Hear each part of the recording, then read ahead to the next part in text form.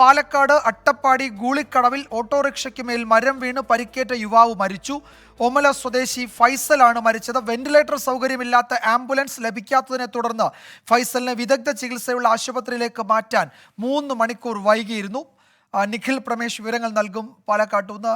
നിഖിൽ, ഈ ട്രൈബൽ ആശുപത്രിയിലെ ICU അല്ലെങ്കിൽ ആംബുലൻസ് അത് തകരാറിലായിട്ട് കുറേ നാളുകളായി എന്ന് ഇപ്പോൾ മനസ്സിലാക്കുന്നു. അതാണ് ഈ ചെറുപ്പക്കാരൻ്റെ അല്ലെങ്കിൽ ഈ വളരെ 24-25 വയസ്സുള്ള ഇദ്ദേഹത്തിൻ്റെ മരണത്തിലേക്ക് കാര്യങ്ങൾ എത്തിച്ചതെന്നാണ് നമ്മൾ ഈ ഘട്ടത്തിൽ വിലയിരുത്തുന്നത്.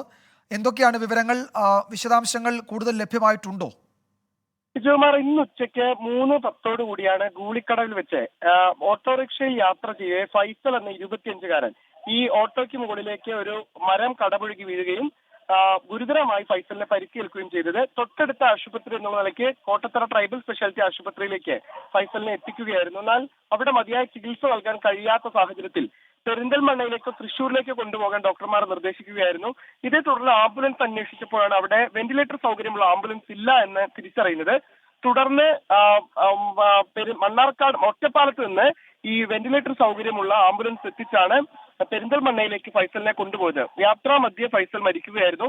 വളരെ ഗുരുതരമായി പരിക്കേറ്റായിരുന്നു ഈ സംഭവ സ്ഥലത്ത് നിന്ന് ഫൈസലിനെ കോട്ടത്തറ ട്രൈബൽ സ്പെഷ്യാലിറ്റി ആശുപത്രിയിൽ എത്തിച്ചത്.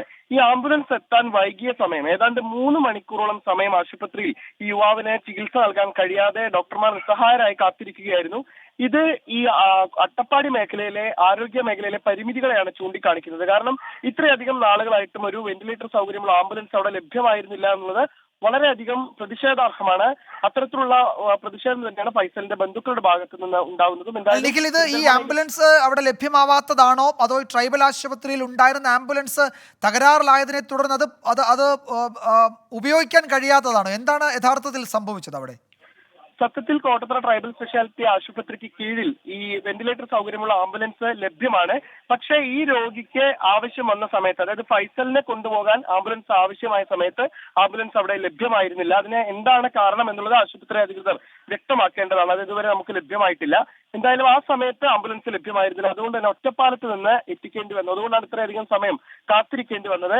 അതുകൊണ്ടാണ് ഒരു ജീവൻ നഷ്ടമാകുന്ന സാഹചര്യവും ഉണ്ടായത്. ഈ അപകടം പറ്റിയ സ്ഥലത്ത് നിന്ന് ഫൈസലിനെ ആശുപത്രിയിൽ എത്തിക്കുമ്പോൾ തന്നെ അദ്ദേഹത്തിന്റെ നില വളരെ ഗുരുതരമായിരുന്നു. കാരണം ഓട്ടോറിക്ഷയ്ക്ക് നേരെ മുകളിലായിട്ടാണ് ഈ വൻമരം കടപുഴകി വീണിരുന്നത്. വിജയകുമാർ, അങ്ങേയറ്റം സങ്കടകരമായ ഒരു വാർത്ത കൂടി വരികയാണ്. വെന്റിലേറ്റർ സൗകര്യമില്ലാത്ത ആംബുലൻസ് ലഭിക്കാത്തതിനെ തുടർന്ന് ഫൈസലിനെ വിദഗ്ധ ചികിത്സയ്ക്കായി ആശുപത്രിയിലേക്ക് മാറ്റാൻ 3 മണിക്കൂർ വൈകിയിരുന്നു. ആ 3 മണിക്കൂർ നിർണായകമായി. ഒറ്റപ്പാലത്ത് നിന്ന് ഒരു ആംബുലൻസ് എത്തി അദ്ദേഹത്തെ കൊണ്ടുപോകുന്ന വഴിമധ്യേ മരിക്കുകയായിരുന്നു. അട്ടപ്പാടി മേഖലയിലെ ആരോഗ്യ സംവിധാനത്തിൽ ഉണ്ടാകുന്ന പാളിച്ചകളുടെ മറ്റൊരു ഉദാഹരണം കൂടിയാണ് ഈ ഘട്ടത്തിൽ. അതിന്റെ വിവരം കൂടിയാണ് ഇപ്പോൾ പുറത്തു വരുന്നത്. നിഖിൽ പ്രമേശാണ് വിശദാംശങ്ങൾ നൽകിയത്. വിധി ദിനത്തിൽ 24 മാജിക് ജൂൺ 4 ചൊവ്വാഴ്ച രാവിലെ 5 മണി മുതൽ 24-ൽ.